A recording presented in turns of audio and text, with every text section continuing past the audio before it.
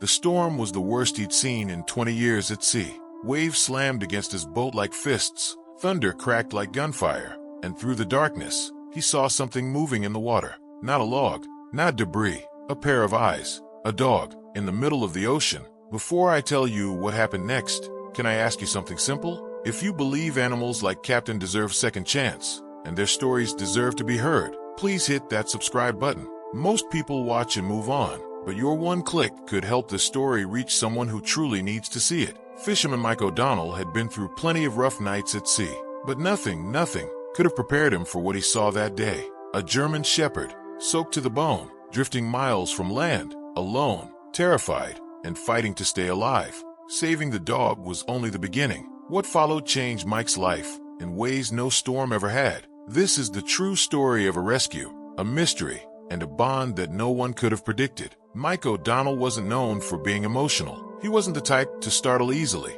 panic under pressure, or second-guess a gut feeling. He'd lived nearly his whole life in that quiet harbor town, with its salt-stained docks, crooked wooden shacks, and weather-beaten faces who only spoke when the words were worth it. His hands were always calloused, his shirt always smelled faintly of diesel and fish, and his boat, the Annabelle, was more than just fiberglass and rope. It was home. After his wife passed away 5 years ago, and his daughter moved to Chicago with a tech job and her own life to manage, Mike found peace in the silence. He didn't want for much. He woke before the sun, brewed his coffee strong enough to wake the dead, and checked the radar without fail. His boat was always prepped the night before, his gear coiled just right, hooks sharpened to a point. He didn't rely on luck. He relied on consistency. That day started like the dozens before it, quiet, simple, but there was something subtle, that made the hairs on his arms stand up even before he left shore. The breeze that morning carried a kind of tension in it. Not cold, not warm, just odd, thick,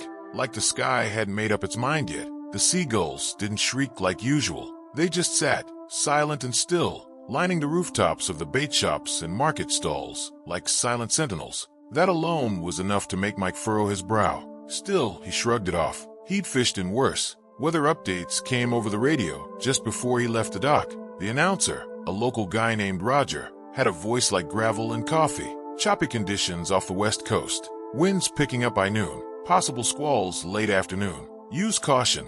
Mike listened, but didn't pause. He trusted the sea more than he trusted weathermen. By the time the Annabelle pushed off the dock and into open water, the morning sky had gone from sleepy blue to a smudged, heavy gray. The water churned more than it usually did. Whitecaps formed early, slapping the bow of the boat like warning shots. But Mike wasn't new to this. He adjusted the throttle, shifted his weight as the boat rolled, and kept his eye on the horizon. His mind was focused, alert, and yet something in his gut kept whispering, "Not today, not this time." About 2 hours in, somewhere around 10 miles offshore, things started to shift. The clouds above thickened, the kind of clouds that looked like they were made of lead and waiting to fall. The sun disappeared completely behind them, and everything turned gray. Not night, not day, just gray.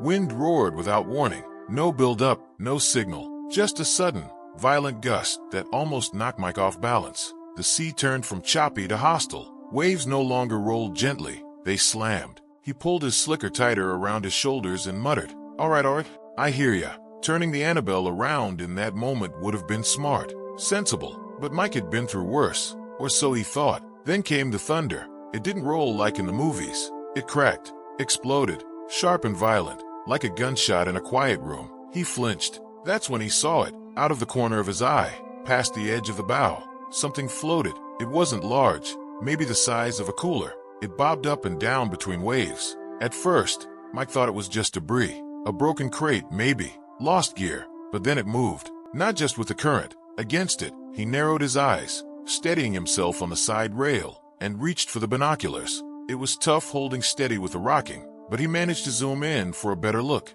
2 eyes stared back at him, wide, wild, desperate. A dog. No, that couldn't be right. He blinked, adjusted the focus. Still there, a German shepherd, fighting with every ounce of energy it had to keep its head above water. Its fur soaked and plastered against its frame, its legs paddling in circles, muzzle dipping beneath the surface every few seconds before shooting back up. Mike's heart jumped in his chest. He pulled the binoculars down and looked again with his own eyes. The dog was real, struggling, alone. in the middle of the damn ocean, 10 miles from land, no boat in sight, no life jacket, no explanation. What in God's name? Mike swung the wheel hard to the right, gunning the engine. The Annabelle shuddered and groaned but obeyed. He didn't think. He just acted. The closer he got, the clearer it became how bad off the dog was. Every time a wave hit, the shepherd went under. Its head would reappear seconds later, coughing and sputtering. Eyes panicked. Mike grabbed a rope and leaned over the side as he pulled near.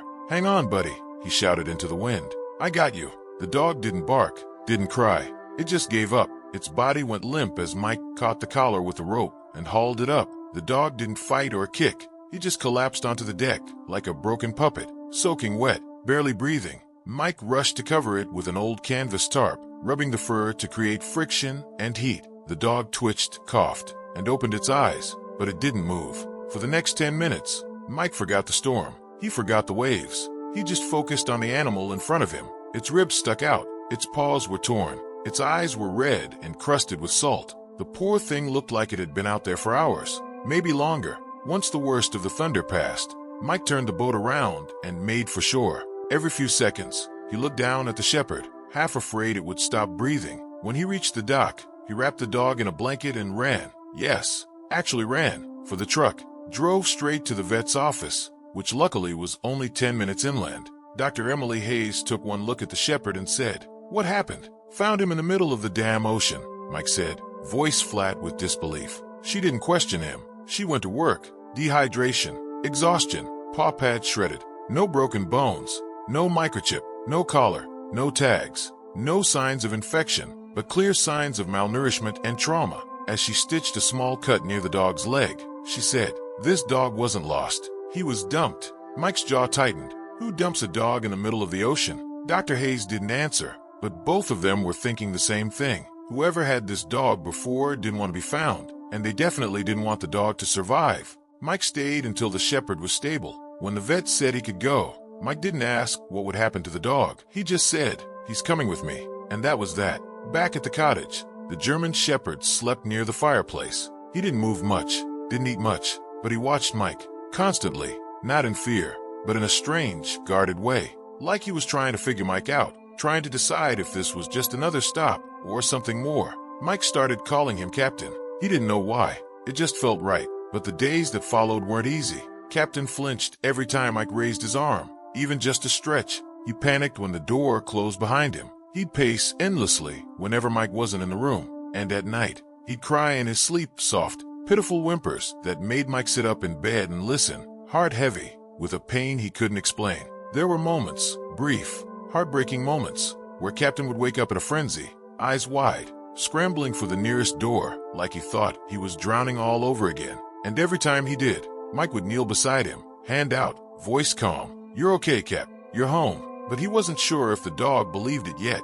Mike started searching for answers. He checked every lost dog post in a 100-mile radius. Nothing. He contacted the Coast Guard. No reports. He even asked around the docks. That's when one of the older captains, a guy named Russ, mentioned something strange. "Saw a yacht out there last week," Russ said. "Didn't look local. White deck, black hull. Way too clean for these waters. Wasn't fishing, that's for damn sure. Wasn't flying a flag either." Mike asked where. Russ pointed roughly to the same stretch of water where Mike found Captain. That was the first real clue. The second came when Mike ran into a retired Marine Patrol officer at the hardware store. They got to talking, and when Mike described what had happened, the man's face changed. "There have been whispers," he said quietly, "about dogs being dumped offshore. Bad people, Mike. Dogs used for testing, fighting, breeding. Once they're no good, they're tossed. Can't prove much, but your story, it fits." Mike's stomach turned. He looked over at Captain, who was sitting in the truck,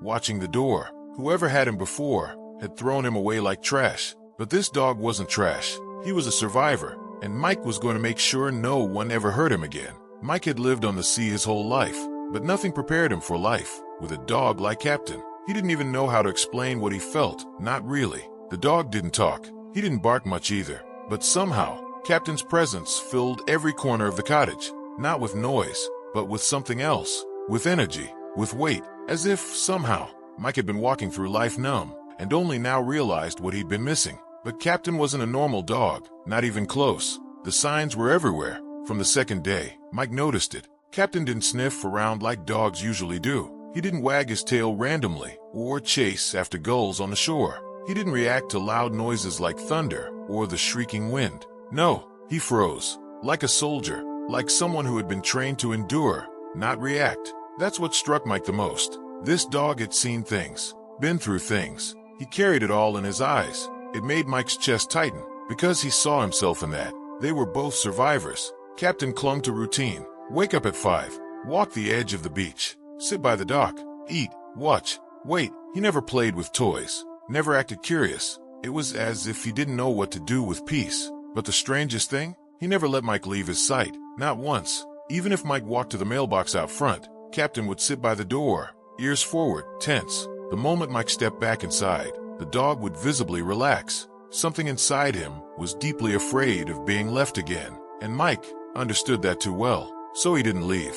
He didn't go fishing for a week. For the first time in 30 years, the Annabelle sat idle at the dock, swaying gently in the water, while Mike sat at home, watching a dog heal. Or try to. Captain still had the nightmares. Almost every night, Mike would be jolted awake by the soft whimpers, the twitching legs, the muffled growls, like he was fighting something invisible in his sleep. Sometimes he'd wake up panting, pacing the living room, tail stiff, hackles up. Each time, Mike would rise, walk quietly over, and kneel beside him. "You're not there anymore," he'd whisper. "You're home, buddy." Captain would blink, look at him like he wasn't sure where he was, then slowly lower himself and press his head against Mike's knee. The connection between them deepened, silently, wordlessly, but questions still haunted Mike. Where did this dog come from? Why had no one reported him missing? And more importantly, what had happened to him? One evening, as the sun painted the waves orange and gold, Mike brushed Captain's coat near the back leg and froze. There was something under the fur. At first, he thought it was a scar, but as he gently pushed the fur aside, he saw it clearly, a faint mark, like a brand, faded, almost invisible, a set of numbers, no letters, just digits, thin and sharp, etched into the skin. It wasn't a tattoo. It wasn't anything standard. It was deliberate. Mike took a photo. He stared at it for a long time that night. That mark felt wrong. It gave him a feeling in his gut, the same one he used to get right before a storm blew in, without warning. He couldn't shake it. So, he did what anyone would do. He searched. He joined forums. He posted the image anonymously, asking if anyone recognized the symbol. He called the local shelters again, checked databases, even asked the vet, Dr. Hayes, about it. She frowned when she saw the picture. "I've never seen anything like that," she said. "It's not from a rescue, not military, not medical. If I had to guess, it was used to keep track of him, but not for anything good." That night, a reply came in from a user named K9 Whistleblower, replying to his post. It read, "Where did you find this dog?" Mike replied vaguely, "Off the coast, near Blackridge Bay. No ID, no chip." Another message followed. "That mark, it's from a facility that was supposedly shut down 3 years ago. Private, illegal. They used to test behavioral drugs on dogs. Shepherds, Malinois, working breeds. Sometimes trained them to respond to certain triggers. Most were euthanized. If he survived, someone tried to make sure he wouldn't come back." Mike's stomach turned. Suddenly, the way Captain flinched at certain sounds, the way he froze when the door closed behind him, the way he never barked, it all made a sick kind of sense. This wasn't just a lost dog. He was thrown away. From that moment on, Mike became obsessed. He didn't go fishing for almost 3 weeks. His fridge emptied. His freezer stayed full. He only left the house for supplies and more internet time at the library. The facility mentioned in the message? No public records, but someone had written about it on an animal rights blog 3 years ago. An investigative piece buried under tons of irrelevant results. The author had been silenced, comments disabled, no follow-ups. But the location they described, it matched the stretch of coast where Captain had been found. One night, Mike was standing at the dock, Captain beside him, staring out at the Black Sea. The wind was picking up, the waves were restless, and that's when Captain growled, a sound Mike hadn't heard before. He turned and saw the silhouette of a man, standing at the edge of the lot, half hidden in shadow, watching them. Mike froze. The man didn't move, just stared. Then slowly, he turned and walked back to a dark SUV.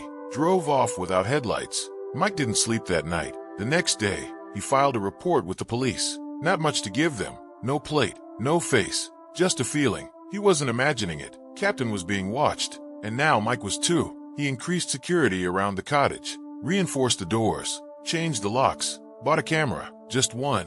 cheap and basic, but it gave him some peace. Captain never left his side, but something in the dog had changed too. The more time passed, the more alive he became. His tail wagged when Mike got up in the morning. He barked just once when a delivery truck drove by. He even laid in the sun outside the cottage, head between his paws, ears twitching, but at ease. He was recovering, slowly, but he was. Then one afternoon, something strange happened. Mike was in the kitchen, scraping off fish scales from a cutting board, when he heard a loud bang outside. He dropped the knife. Captain had already bolted to the door. Mike rushed out after him. There by the fence lay a dead seagull. Its wings snapped, neck twisted. It wasn't natural. It had been placed there. Captain growled again, eyes locked on the tree-line beyond the fence. Whoever had watched them that night was sending a message now. Mike's hands balled into fists. He wasn't backing down. He called the journalist who wrote the blog post, left a voicemail, waited 2 days. No reply. On the third night, he got a call back. The voice was cautious. "You have the dog?" "I have him," Mike said. "I can't talk long." The man said, "That facility, it wasn't just behavioral drugs. They were testing emotional conditioning, trying to create obedience under stress, stripping away instinct. It was about control. If your dog's alive, someone wants him gone. They don't leave survivors. Why? Because the training wasn't legal, the science wasn't approved, and the funding came from places that don't like exposure. If anyone links the dog to that place, they risk being uncovered." Mike didn't speak for a moment. Then, "He's not going anywhere. He's mine now." The voice was quiet. "Then watch your back." Click. From that day on, Mike became two things, a protector and a witness. He kept a notebook, logged every strange vehicle, every sound in the night, every unexplained movement in the trees. But weeks passed, then a month. Nothing happened. Whoever had been watching had either given up or was waiting. But Captain continued to change. He played with sticks, with a ratty old rope Mike found in the shed. He jumped on the bed without being called. He nudged Mike's hand when he wanted attention. He leaned into people at the dock who greeted them. And Mike, he laughed again. He felt again. One morning, while sipping coffee on the front porch, Mike looked down at Captain sprawled beside him, soaking in the sun, tongue lolling. He smiled and whispered, "You saved me too, didn't you?" Captain thumped his tail once. "Give us the dog." The words cut through the dark like a scalpel, precise, cold, and calculated. Mike didn't respond. His hand tightened around the stock of the shotgun. Captain stood beside him like a living statue, body locked in stillness, but radiating tension. The man outside took a step closer. "We're not here to hurt anyone," the voice said again, smoother this time. "But that animal doesn't belong to you." Mike's heart pounded against his ribs. He swallowed hard. "He doesn't belong to you either," he called back.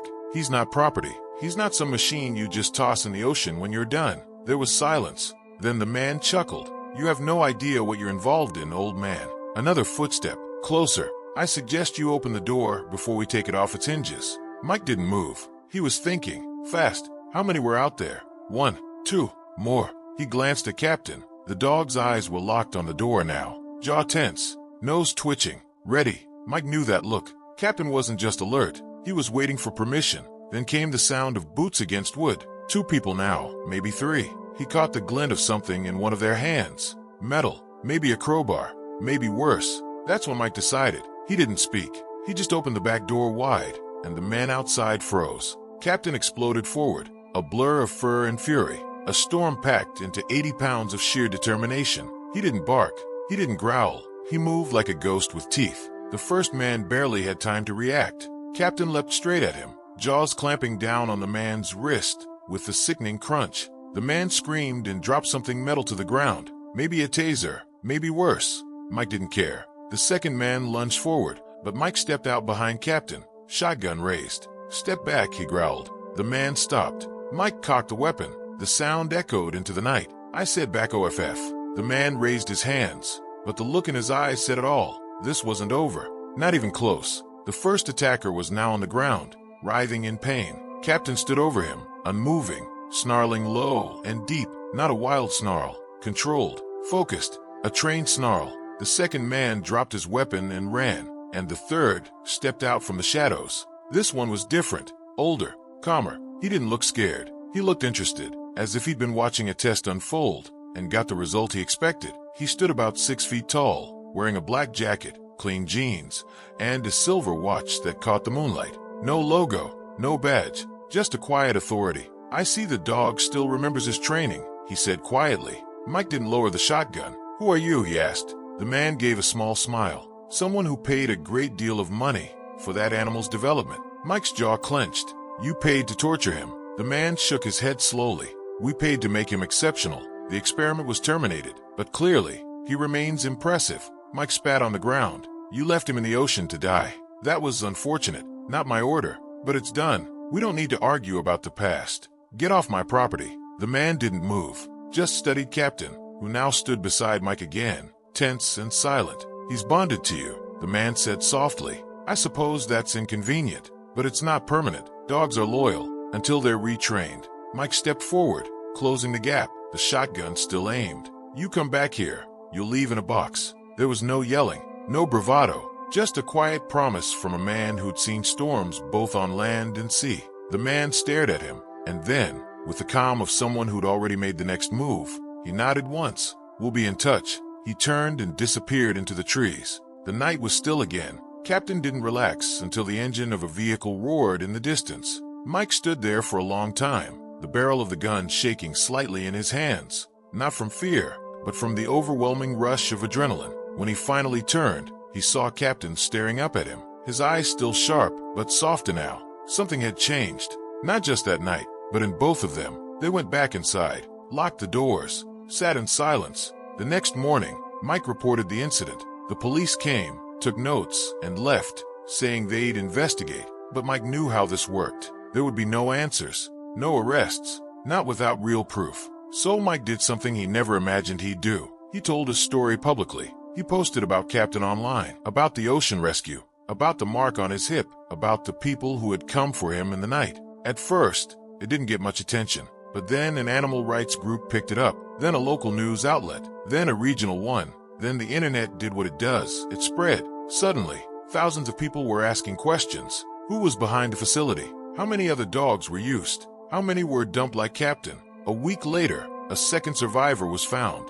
in another coastal town, 200 miles south. Another German Shepherd, same brand, same trauma. This wasn't a one-time case. It was part of something bigger. Captain became a symbol, not just of survival, but of resistance, of recovery, of a bond that couldn't be broken. People reached out, offered support, donations, lawyers, whistleblowers came forward. Names were leaked, locations, hidden documents. One man and his dog had started a ripple that turned into a wave. And Mike, he finally understood why fate had led him into that storm. Because Captain wasn't just a rescue, he was a mission. The weeks that followed were nothing short of surreal. Mike had gone from a solitary fisherman, living quietly by the sea, to the center of a growing movement he never meant to lead. And all because of a dog he pulled from the ocean, a dog the world had tried to erase. Captain, once a ghost drifting through nightmares, had become a living symbol of endurance, of loyalty, of survival. People sent letters. Some told him how they too had rescued animals abandoned by the world. Others admitted they had given up on everything until they saw the video of Captain standing guard beside Mike on their porch, refusing to back down. But the truth is, Mike didn't do it for attention. He never wanted the spotlight. He did it because when he looked into Captain's eyes, he saw himself. He saw someone who'd been used, tossed aside, expected to disappear quietly. And he wasn't about to let that happen. Still, life didn't suddenly become easy. The men never came back, but the fear lingered like the salty air after a storm. Mike kept a shotgun near the door now. The security camera stayed on. He never again left Captain alone, not because he didn't trust him, but because they were stronger together. Some nights, Mike would sit on the dock, Captain beside him, and just listen to the waves. The sea that once tried to take the dog now seemed to hum with a quiet respect. Like it too, understood that Captain wasn't just another lost soul. He was a survivor. The nightmares didn't completely stop, but they changed. Captain would still twitch sometimes in his sleep, still whimper. But now, when Mike laid a hand on his back and whispered, "It's okay, you're home," the dog would settle faster, as if even in his dreams, he was starting to believe it. And Mike, he changed in ways he never saw coming. He'd spent so many years alone, not because he hated people, but because he stopped trusting them. He'd lost too many things, too many people. At some point, he convinced himself it was easier to float through life without attachments, without hope. But this dog, this beaten, broken, discarded German Shepherd, reminded him of something vital, that it's never too late to care again. It's never too late to love. One morning, about 3 months after the storm, Mike was fixing a hole in the side fence when a car pulled up to the cottage. It wasn't a cop or a reporter. It was a woman in her 40s, holding a clipboard and wearing a blue jacket with an embroidered badge that read, Federal Animal Welfare Task Force. She introduced herself as Agent Laura Kinsey. "I've read your story," she said, "and I've met 3 other dogs, just like him. Same mark, same trauma, all from different parts of the coast." Mike nodded slowly. Captain sat beside him, alert but calm. "We're building a case," she continued. "We believe this was part of a government-adjacent research program that was secretly privatized after funding was pulled. What they did, it violates almost every ethical standard that exists." "Are they going to pay?" Mike asked. She hesitated. "We're working on it, but the most powerful thing we have right now is the truth. Survivors, stories, people like you." Mike looked down at Captain, who was still watching the agent. Then he looked back at her. "Use our story," he said, "but don't twist it. Don't make it about politics or headlines. Make it about him. I promise." She left her card. A week later, Mike gave a full recorded statement. He didn't want money, didn't want a book deal or a movie offer. He just wanted the truth to matter. 1 year later, a small ceremony was held at the edge of Blackridge Bay. Local rescue groups, animal rights advocates, reporters, and even a few lawmakers stood on the dock. Behind them, a bronze plaque was nailed to the railing. It read, "To Captain, found not just in the sea, but in the heart of a man who reminded us all what it means to fight for someone worth saving." Mike didn't speak at the ceremony, but he stood there, holding Captain's leash, eyes glinting in the sun, while the crowd applauded. Captain didn't bark. He just stood proud, tail high, head lifted like he finally knew he was home for good. Back at the cottage, things returned to normal, the best kind of normal. Mike fished again, not every day, but often. He'd bring back fresh catches and toss a piece to Captain, who waited on the dock, tail wagging. They took walks along the cliffs, sat on the beach together, and sometimes, when no one was around, Mike would throw a ball across the sand just to hear Captain's joyful bark as he sprinted after it. They had peace, but they had purpose, too. Every month, Mike helped transport rescue dogs from shelters to foster homes. Captain always rode shotgun, sitting tall, a gentle presence for whatever frightened pup sat in the back. He wasn't just a survivor anymore. He was a guide, and maybe that's what made their stories so powerful. Not the storm, or the fight, or the secrets they uncovered, but the healing that came after. Because Mike had saved a dog, and that dog had saved him right back. If this story moved you, watch the next one. We promise it's just as powerful.